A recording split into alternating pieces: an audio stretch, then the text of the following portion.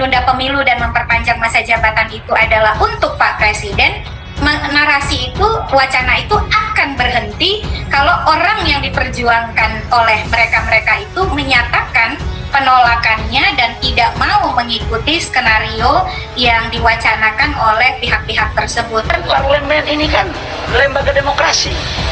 Orang mau cerita apa aja boleh, termasuk dalam pemilu. Jadi jangan diharamkan barang yang tidak haram gitu.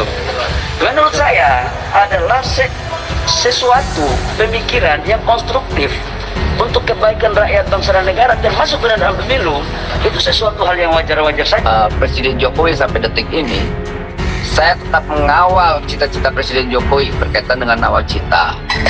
Itu jangan, karena tadi Presiden Pak Sukamta bilang orang peluitnya belum berbunyi, berakhir, belum terukur orang ini berasal tidak. Karena biasanya berasal tidak itu pas ketahuannya orang itu finish dalam proses penugasannya. Harus dipahamin juga dalam politik itu antara mendukung dan menjerumuskan itu tipis jaraknya. Itu tipis sekali, dia mendukung atau menjerumuskan ya. Itu sangat tipis. Jadi hati-hati dalam yang tadi seperti yang disampaikan senior saya tadi, Bang Andreas dan Pak Sukanta. Sudah dihentikan wacana ini tidak baik, kontraproduktif dan tidak mendidik secara demokrasi, tidak mendidik juga secara politik dan tidak mendidik juga secara konstitusional. Karena kesepakatan konstitusi kita cukup 2 periode untuk memperpanjang menjadi 3 periode. Yang kedua adalah sebenarnya mudah sekali menyetop soal 3 periode ini. Jokowi tinggal mengeluarkan statement stop pembicaraan 3 periode. Saya mau taat pada konstitusi yang berlaku hari ini yang merupakan kesepakatan reformasi kita, yaitu pembatasan masa jabatan 2 periode. Berhenti bicara 3 periode. Bagi saya harus memegang konstitusi karena itulah sumpah jabatan saya. Kan begitu mesti. Pengamat politik sekaligus akademisi, Rocky Gerung menjabarkan bahwa sangat mudah oligarki dan istana membuat amandemen atau perubahan undang-undang.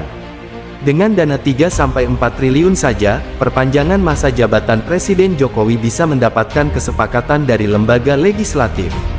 Rocky membongkar hitungan-hitungan skenario istana dan oligarki. Untuk amandemen DPR setidaknya sepertiga anggota mengusulkan sidang, lalu sidang harus dihadiri 2/3 anggota. Keputusan amandemen harus disetujui 50% plus 1, ujarnya. Anggota DPR 700-an, lalu harus setuju amandemen butuh sekitar 350 hingga 400 anggota. Jika satu suara anggota dinilai 1 miliar, maka dikalikan. Jika dikalikan 10 juga tetap sekitar 4 triliun. Sehingga cukup dengan 3 triliun, Jokowi bisa menunda pemilu 2024, beber Rocky Gerung. Apalagi dengan kondisi saat ini, Rocky makin menduga kehidupan masyarakat yang sulit sekaligus anggota DPR juga sama, maka potensi bertindakan yang tidak terpuji akan bisa terjadi. Meski demikian, Rocky Gerung pun membuka peluang skenario lain yang mungkin dijalankan istana dan oligarki guna memperpanjang masa jabatan Presiden Jokowi. Hitung-hitungan modal Presiden untuk maju dalam Pilpres 2024 ini diungkap Rocky usai ramai wacana perpanjangan masa jabatan Presiden Joko Widodo Jokowi dengan agenda penundaan pemilu yang tampak makin nyata disuarakan. Bahkan ada sinyal-sinyal yang diberikan tokoh politik sekaligus kepala kelembagaan negara.